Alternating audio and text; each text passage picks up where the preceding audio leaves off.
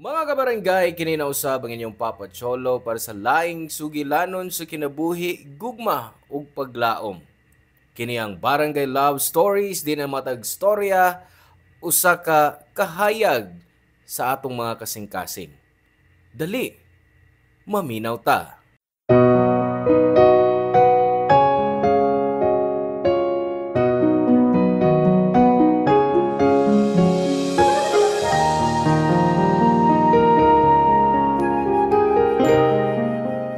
Sa kinabuhing magtiayon, sagad pagasuwayan gyud. Mao ni rason nga mahimong lig-on ang relasyon. Pero mausab nay rason nga mubuhi ang usa nila. Ikaw, hangtod kanus amo higugmaon ang tao nga wa nay gugma nimo.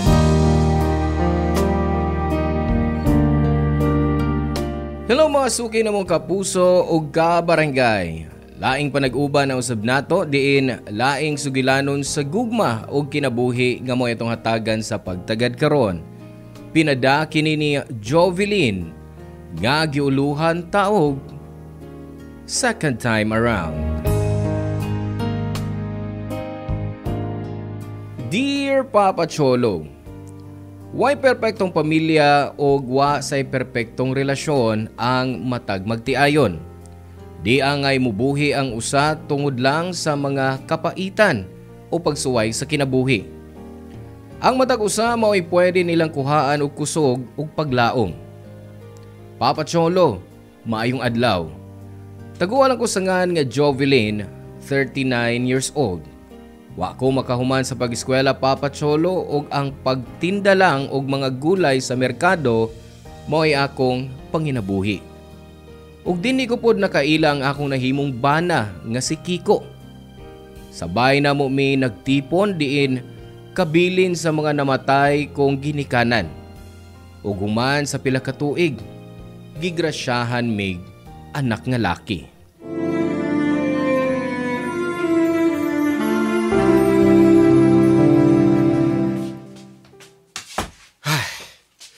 Grabe has kong singot, uy.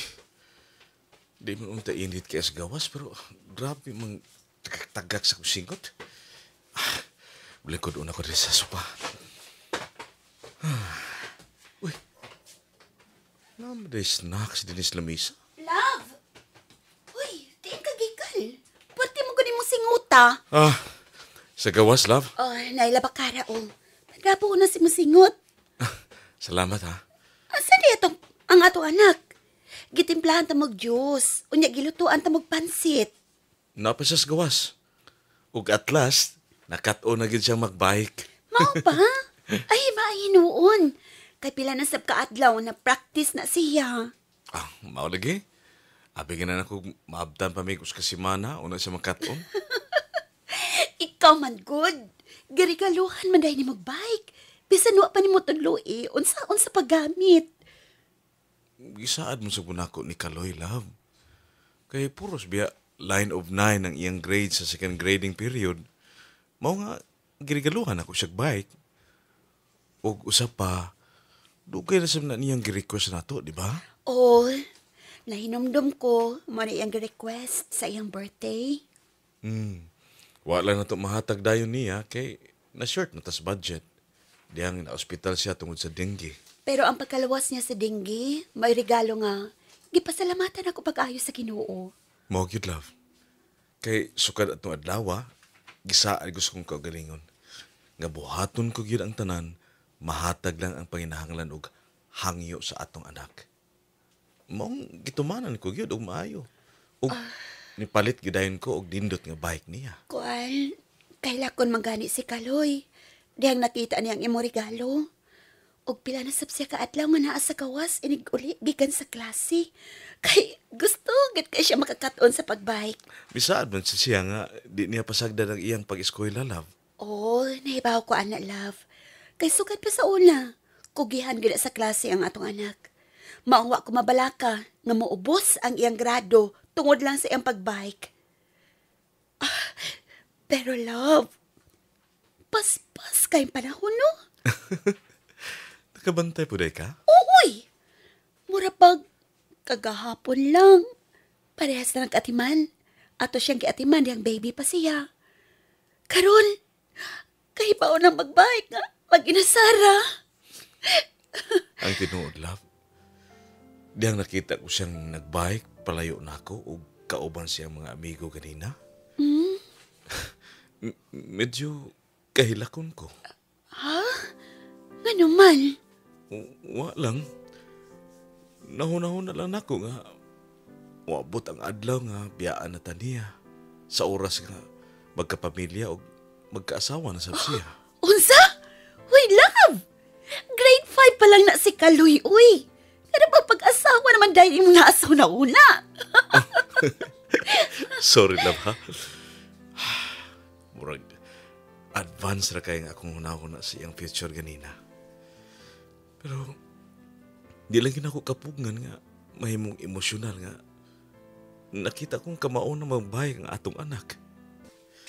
Lipay kay siya og nagbalik-balik yun og ingon nga, Pa, salamat sa pagtudlo na kong bike, ha? Love you, Papa. Ay, didot kayong pamation, love. Mong nagpasalamat yun ko nimo og ni Kaloy.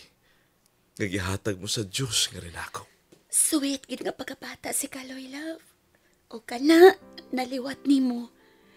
Pero ako, love, nagpasalamat sab ko sa imong pagka-responsable nga pagkabana ug amahan sa atong anak. Maong salamat kaayo, love. Love, sab kaayo tika.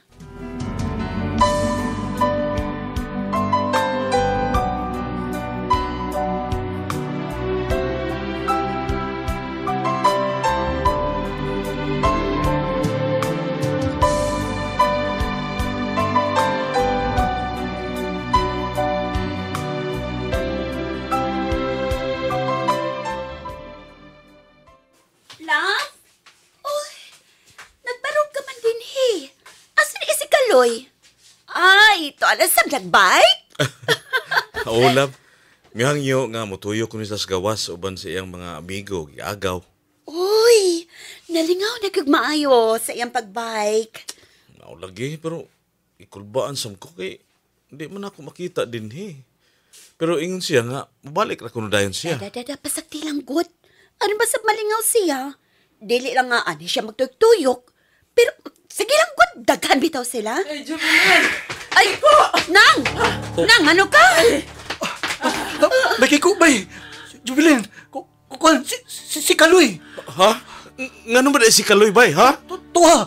Kita bang kay... Nadasmagan og dakong truck. Unsa? Sa? Ginoo ko! Ako anak! Kaloy! Niadtong panahon na Papa Cholo, wa na ko'y laing mapangayo pa sa Diyos kundi ang maayong panlawas sa akong anak ug namo.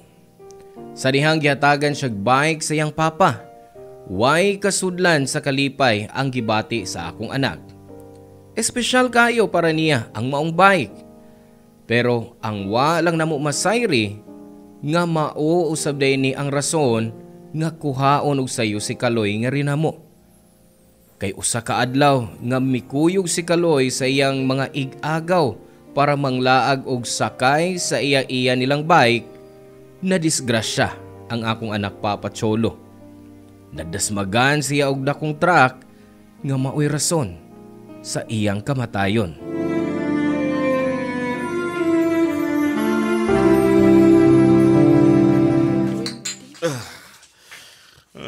Duha na kini kabotilya beer. Ay, kaso. Pali ka puno sa tindahan. Love? Di ka naman day din, he. Love, unsa ka ba? Untong tutok pa, oh. Pero daghan na kay kag nainom nga beer.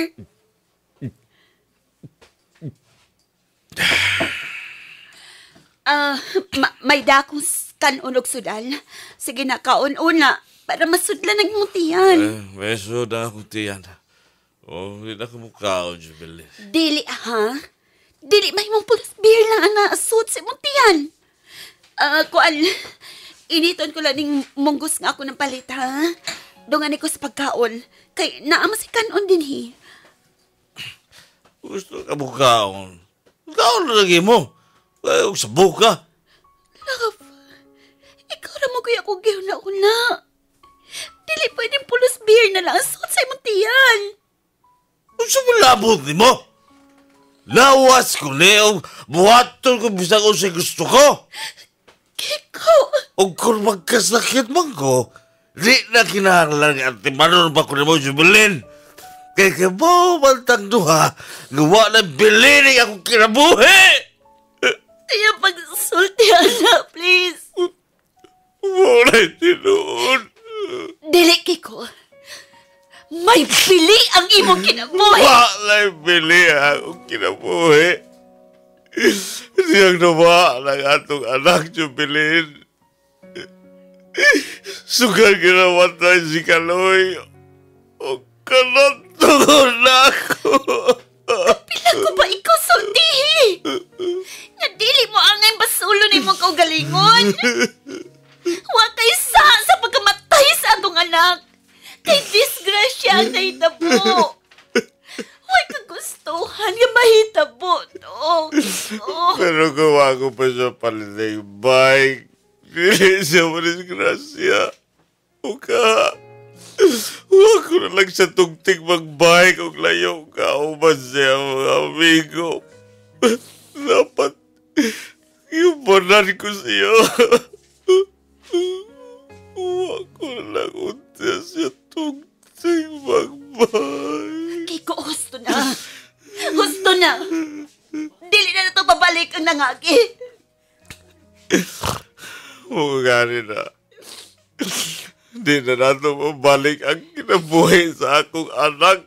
Tungkol na ako. Anak na to! Kiko, anak na to! Ayaw kalibot ka, dili lang ikaw na magtangag anak dini. Inahan ko ni Kaloy. Ang dinisap sa'yo na ko yung pagawa. Pero naibaw ka kung sa'y masakit. Ang feeling nga murag dili lang siya nawala ko. Kung dili hasta nga kung bana, nawaan na sab na ako. Huwag ka makasabot, Jubilin. Kasabot ko, Kiko. Lisod. Pero pilit ikang gisabot. Dawatan na lang awa ng atong anak. Nagbisan nga no sa... Dili na siya mabalik pa nato. Oh, please lang. Ayaw basula ka nun na imong kaugalingon kay wa kay sa. Sa ko, Jubilin. Sa nako. Sa nako kung gano'n namatay ang atong anak. Kung bisan unsa pa imong isulti, hindi mo mapugos sa pagwaga. Masulol ko akong kagalingon. Kaya ko magandang rason kung gano'n namatay siya. Nahimo kong pabaya kapag kamahan ni Kaloy. Ako ang angay masulot siya ang kamatayan ng way lain. Ako lang. Kaya wa ko'y kwintang bande ni pamilya. Wa ko'y kwinta! Dako ang kausaban sa akong bana sukad nga namatay ang among anak. Permi niyang basulo ng iyang kaugalingon sa nahitabo ni ini. Ug bisan pa nga napriso ang truck driver. Gianod gihapon sa sobrang kaguol ug kasuko ang akong bana sa nahitabo. Ug mao'y rason nga iya kong gibiyaan, Papa Cholo. Nagpagiluoy pa ko niya nga di mo biya. Ug nagpaabot ko niya matag adlaw sa iyang pagbalik. Pero milabay na lang ang usa ka tuig. Way Kiko nga mibalik sa among bay. Ug dito ko nakaila si Joey, ang bagong laki nga wa ko mag-expect nga moabot sa akong kinabuhi. Sa permero gitago ko pa ang among relasyon kay lagi minyo gihapon ko ni Kiko. Ug nakasabot ra sab si Joey nako. Butan kay siya, Papa Cholo. Gisabot ra sab ko niya nga itago una namo ang among relasyon. Hangtod nga misugot nako nga mag-ipon mi sa akong bay. O giisip na mong magtiayon mi, Papa Cholo.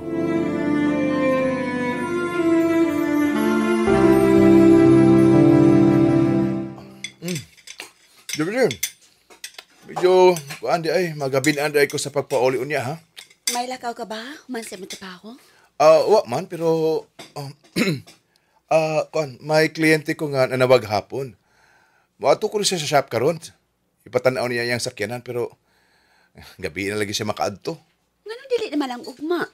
Sa miyaging adlaw pa unta niya gusto ipatanaw ang iyang sakyanan. Kay lahin ako na kog tingog ang iyang makina. Walang gyud siya oras maong dugan niyang nahato sa shop. Sakto sab nga ugma day off niya. Day off niya sa trabaho maong ibili niya sa shop ang iyang sakyanan. Ay kabala ka. Ugma pamasab ko no nako susiho ng iyang sakyanan. Pabuto lang nako siya para ibili ang sakyanan sa shop. Okay, sige. Ano ka? Kahit man ka nag-uol? Nag-uol man na akong asawa? Oh, ha? Ako no. Pero ang simod o, sige na, sultihin ko. Sa manang gusto na may sultin ako, ha? Wala naman gud unta na ako maglutok paborito ni mo nilat ang baka. Pero sige na lang. Sa sunod adlaw na lang ako nang buhaton. Pwede pa nang gihapon ni mulutuon unya. Ayaw na. Sa sunod na lang laki. Jovelyn, akong giingon. Magabinan lang ko. Pero dinirigapon ko manihapon, uy.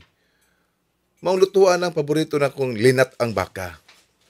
Kanon gyapon ako na, bisan og bugnaw na, o magtibugol ng mga mantika, ana. Amaw. Ay, syempre. Nito na ko. Una na ko ipakaon ni mo. Sige. Lutuan ti kaon niya.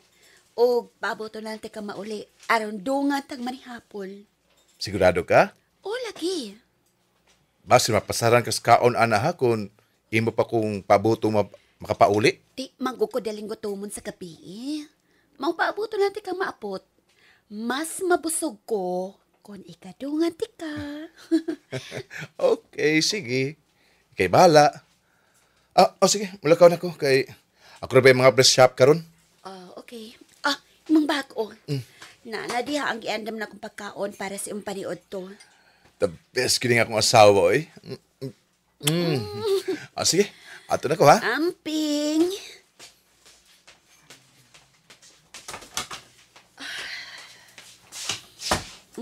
Maglaba lang una ko. Una ko mangumpra. Kay sayo pa man. Unahan saan ako hipos ang mga kinanan mo ni Joey. Uy, hala. Murag may nalimta na sabing akong banada. Ablihan akong pultahan. O saan siya mo nalimta? Kiko! Hi, Jubilin. Kumusta? Unsang taot ang espiritu nagdani mo din sa kumpanimay. Gusto tigay isulti. Wa na tay angay pag-istoryahan. Jubilin, sorry. Di ba akong dako ang nahimo kong saha ni mo? O dili na mabawi iso silang ka-sorry. Nasayop ko. Nasayop ko niya kibiyaan ti ka ni Anto. Pero gibahayan ko na ang tanan. O karon pa? Karon pa ni mo mahuna-huna. Human sa duha ka tuig kay mo kong gibiyaan. Mong bibalik ko kay gusto ko mabawi ni mo. Wa na'y rason nga imo nang buhaton, Kiko. Ug wa na say rason para mag-istorya ta. Mampahawa na! Jubilin, please. Paminawa na ko kay... Wala, Kiko! Dili na ko gusto magkakita pa nimo. Ug mas labaw nang di ko gustong ikasulti ka. Ug ayaw na magbalik din sa kumpanimay! Naibaw ko nga may bana gihapon ko. Si Kiko. Pero sa papel na lang. Kay sobra duha ka tuig naming wa magkita ug wa mag-istorya. Para nako igo na nga panahon para maka-move forward ko. Ug niadtong panahon na, nakasiguro ko nga si Joey na ang akong gimahal, Papa Cholo. Pero ang kunon ko nga dihang may balik si Kiko, nagsugod ko kalibog. Niadto lang may nagkita pag-usab ug gimingaw kay ko sa akong bana. Dugay kong naghandom nga ma-okay ug mubalik siya. Pero kana, niadto pang wa pa si Joey. O kay gusto ko mang makasiguro, nakikita o nakigistorya ko sa kanhi kong bana, Papa Cholo.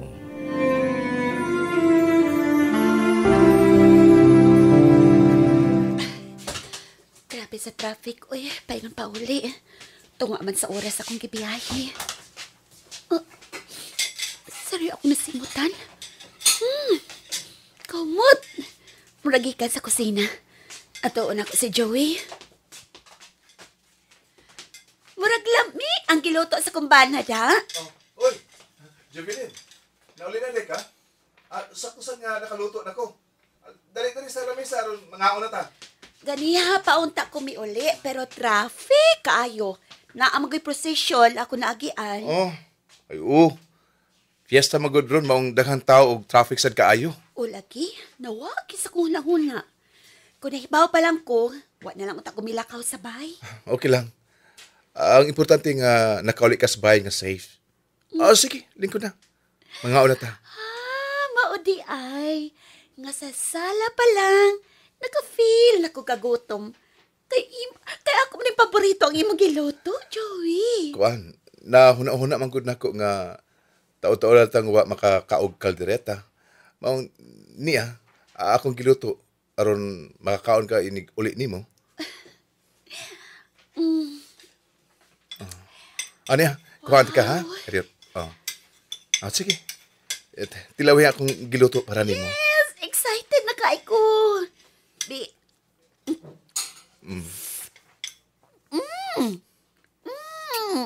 Kalmi. Hubo kayong unod. Kalmi kang timpla sukar sa sarsa sa imong kalderita. Agoy, marik madaot akong diet inida. Okay lang. Ano niya po? Po na pati kag kanon ha? O niyasab ang juice nga akong gikutaw para nimo. Wow, usa ka ba? Kagrabe sa pag-atiman nako, Roy. Ana gyud na. Kay usahay ra baya ko nga makaingon ini nimo. Dili man ta kasado. Kinahanglan nga atimanon gihapon ti kaisip akong asawa. Nahibaw ka? Marag na pag-uhan ko nimo. Ay, gusto ka bang isulti na ako, Joey? Wa man. Kuan, gusto lagi kong mubawi nimo. Di ba ingon man ko nimo? Nga wa kay pagkuwang na ako. Maong dili ka angay nga mubawi pa.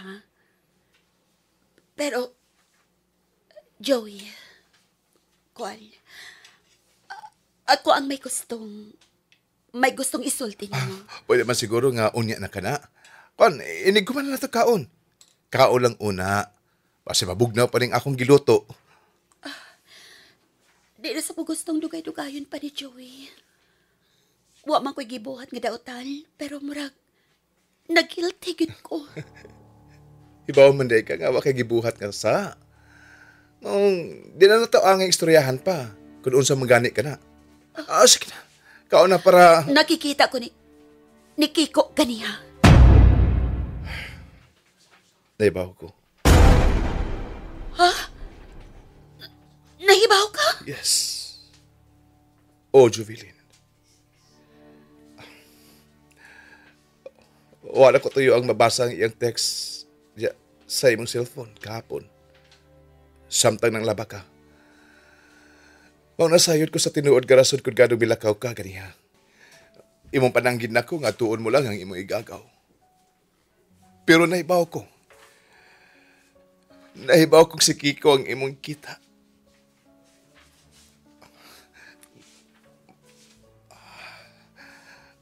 Makibalik ka na ba niya? Tapos na ba nato ang tanan? Mo give up na ka sa atong relasyon? Unsa ba naging magipangutana? Siyempre, dili, Joey.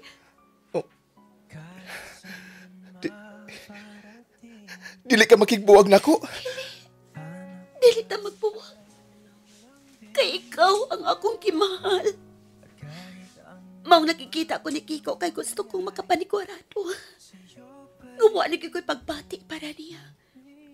Og sakto ko. Ikaw na gid ang akong gimahal. Kay ikaw ang naa ni atong nakinahanglan kong tao nga kasandikan. Ikaw ang nagmahal nako sa panahon nga nakinahanglan sa kong pagmahal. Ikaw, Joey. Maong dili mausap ang akong desisyon nga ikaw. Ug ikaw lang ang akong pilion. Ngunit sa huli, palagi babalik pa rin sa'yo.